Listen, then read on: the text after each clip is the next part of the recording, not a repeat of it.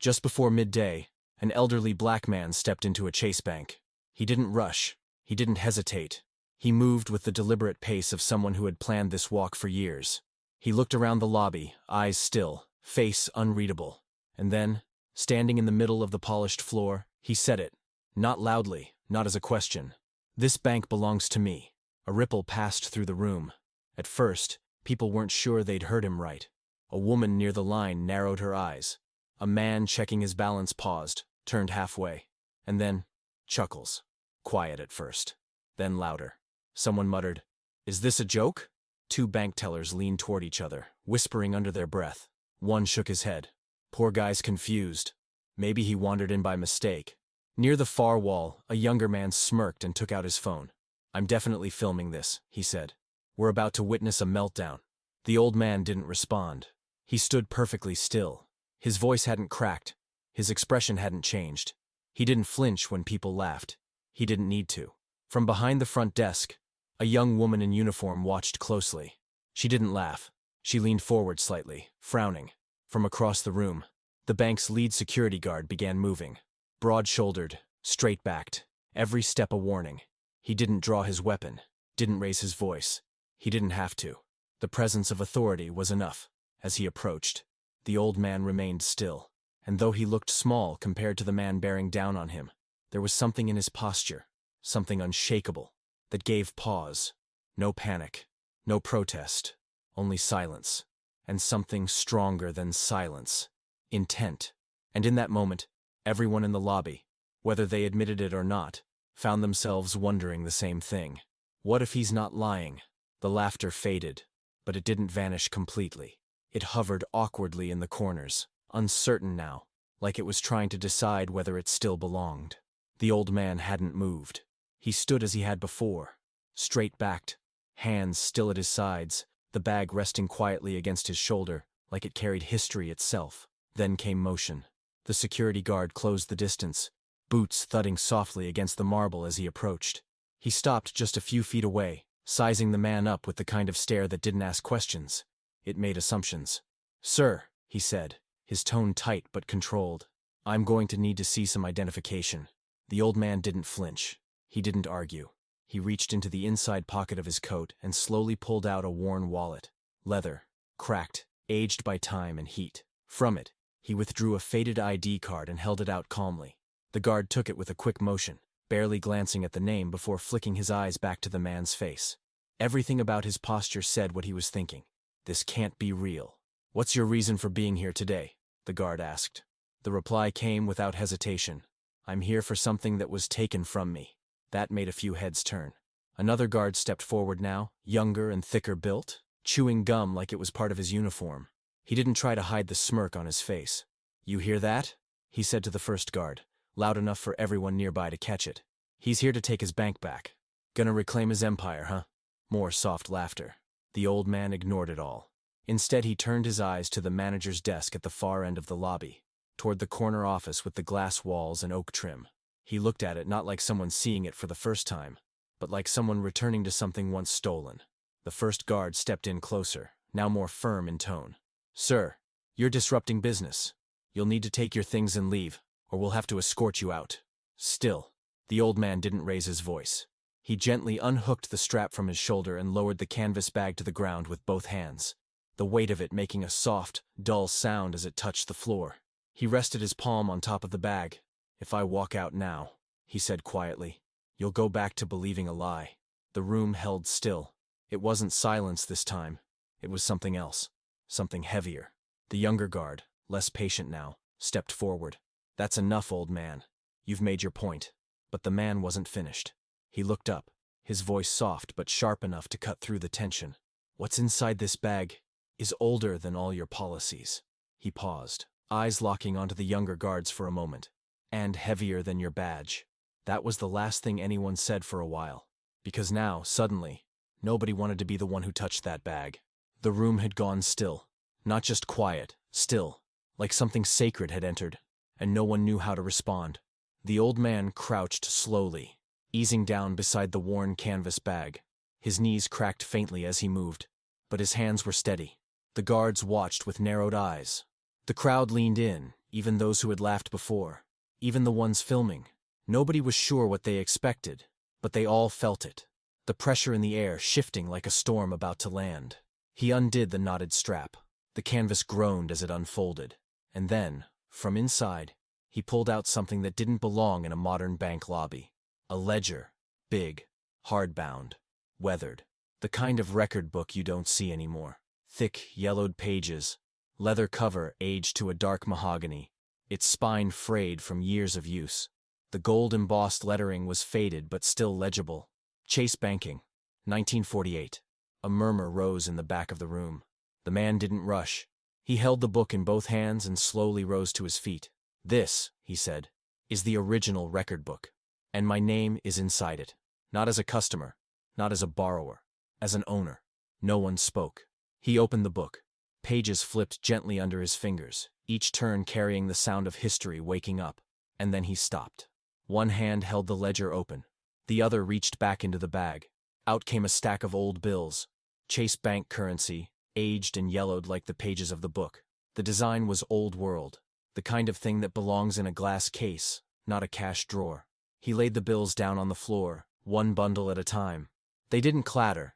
They landed with soft, heavy thuds. And with each drop, the room grew quieter.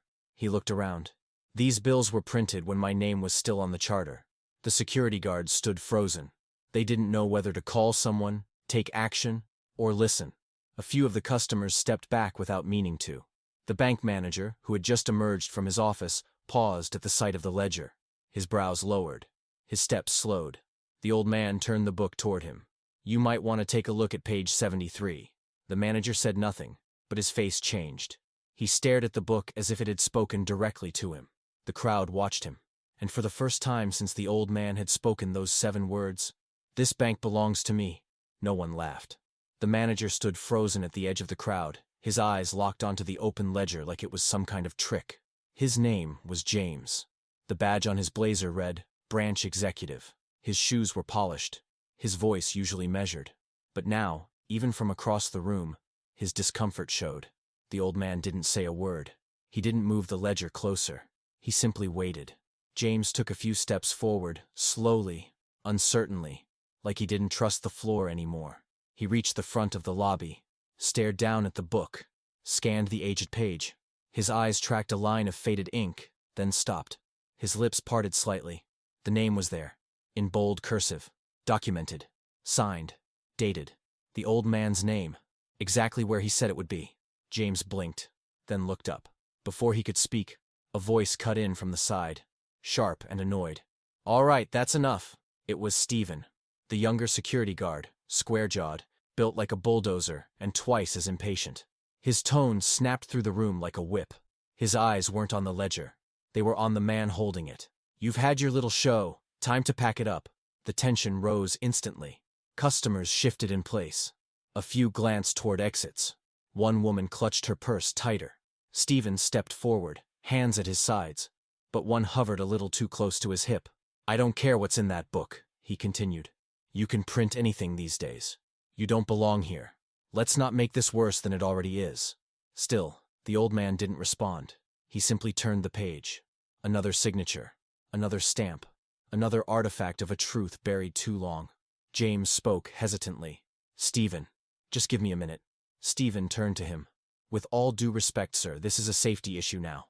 He came in unannounced. He made a public claim, and now people are crowding around. This is a disruption."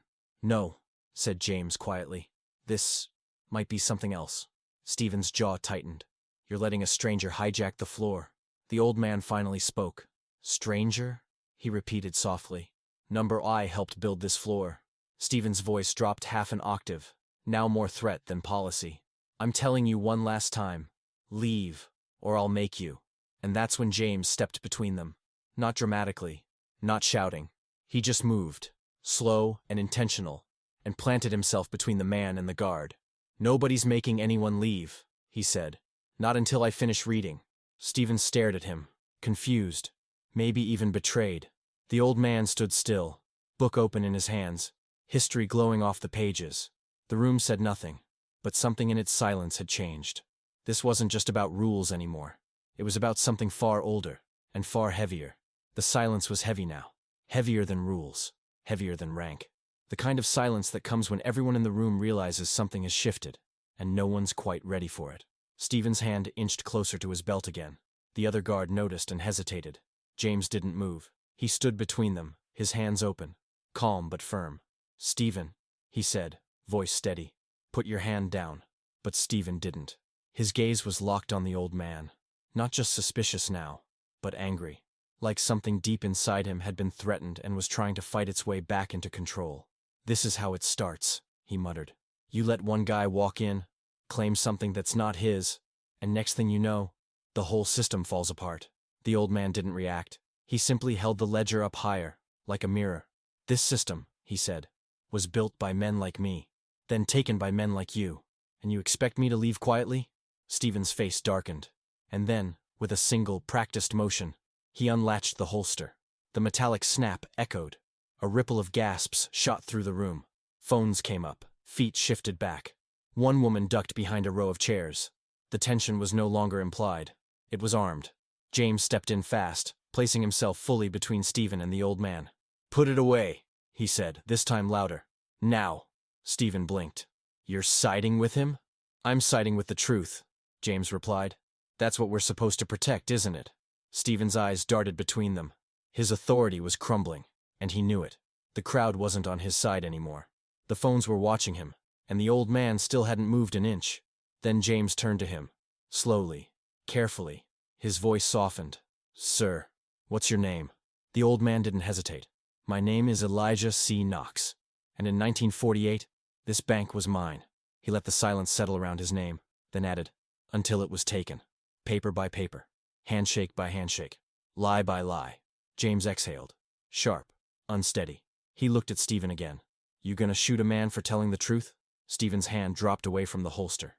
He stepped back. Not out of agreement. Out of defeat. And for the first time since Elijah stepped inside, the bank listened. The air inside the bank felt different now, as if the oxygen had changed. Stephen had stepped back. The weapon was no longer the loudest thing in the room. Now, it was the ledger. Still held in Elijah's hands. Still open. Pages fluttering slightly from the building's ventilation. But every single eye was on it. On him. James stood motionless, caught somewhere between duty and something deeper. Then, from the left, a quiet voice broke through. "I've seen that book before." It came from behind the teller line. Emily, one of the younger bank associates, stepped forward. Her uniform blazer looked too stiff for how softly she was moving now. "That ledger," she continued, "or one like it. I saw a photo in a Black history archive I studied during college. It mentioned a local bank, Liberty Trust. Swallowed up in the 1950s. There was no trace left. It just disappeared." She looked at Elijah, eyes wide. "Was that you?" He gave a small nod. The truth didn't need to shout anymore. It had finally been heard. Another bank employee, Josh, stepped out from behind the counter. He looked nervous. His tie was crooked, but his steps were steady. He walked up beside Elijah, then looked at James. Then Stephen. Then the crowd. "If this is real," he said, his voice shaking but honest, "then we've been living under someone else's story." He turned to Elijah. "And you're the one who's been erased." Without another word, Josh reached out. Elijah opened the bag just slightly, just enough. Josh pulled out a small bundle of those aged Chase Bank notes, the ones no longer in circulation, stamped with a version of the institution that no one remembered. He laid them gently on the nearest table. Emily followed. She placed her employee badge right next to the cash. It wasn't a gesture of protest. It was a gesture of accountability. Then another man stepped forward. Then another. And soon, a quiet line began to form. Not dramatic, not defiant. Just people stepping out from the shadows of what they thought they knew, and into the light of what was. Each person placed something beside the ledger. A pen, a notepad, a phone. Tokens of acknowledgement, of witness. Stephen stood off to the side now, jaw locked, hands clenched. His uniform still looked crisp, but the power in it had evaporated. James looked around the lobby, at his staff, at the customers, at the security cameras that were no doubt still recording. He swallowed hard, then turned to Elijah. "What else did they take from you?" he asked. Elijah looked down at the book, then up at the man in front of him. "Everything that mattered, but not everything I remember." The room stood still, not because it had nothing to say, but because it knew it had been saying the wrong things for a long, long time. Elijah placed the ledger gently back on the counter, his fingers resting on its aged leather cover. Then he spoke, not loud, but clear. His voice didn't tremble. It didn't need to. In 1948, this bank was Liberty Savings and Trust, a beat. Built from the ground up by 5 black men, myself included. We pooled our savings, scraped what little we had from our families, and laid the first stone. Not just to make money, but to protect what we'd earned, from a system that wouldn't. People listened, not like they were listening to a man, like they were listening to a memory come back to life. We served the community. We gave loans to people no one else would touch. No trick contracts, no hidden rates, just fair terms, honest banking. James stood frozen. His hands were clasped in front of him, eyes down, like a student being told something he should have known but didn't. Then in 1952, Elijah continued. Chase came to us. He said the name with no venom, just history. They called it an opportunity, a partnership. They sent a man named John Williams to negotiate the terms. Promised we'd be equal stakeholders in the expansion. He looked directly at James now. That name sound familiar? James's throat tightened. He's on the founding plaque upstairs. Elijah nodded. He was a liar, a skilled one. By 1953, our names were no longer on the documents. By 1954, they had taken control of our assets. By 1955, Liberty Savings and Trust didn't exist. Not on paper, not in records, not in memory. He let the silence hang. Except mine. Emily was crying now. Silently, hand over her mouth. Josh stared down at the floor. Others didn't even blink. They were locked in. They didn't erase us all at once, Elijah said. They erased us slowly, quietly, with legal terms, with mergers, with fire. He paused. My house was burned down in 1956. My children threatened. My wife told it was for our safety if we left the city. A stunned breath escaped from someone in the back. James finally looked up. Why didn't you come forward before? Elijah met his gaze. Because when you're buried beneath the foundation, no one hears you knocking from underneath. That landed harder than anything so far. Even Stephen, off to the side, was no longer tense. Just still. Elijah reached back into the bag one last time. Out came a photograph. Black and white, folded along the corners. 5 men standing outside a modest brick building with a hand-painted sign. Liberty Savings and Trust. There he was, younger, proud, the only one in the photo still alive to tell the story. He placed the photo next to the ledger and the faded bills. And this time, no one dared touch it. No one moved for a long time.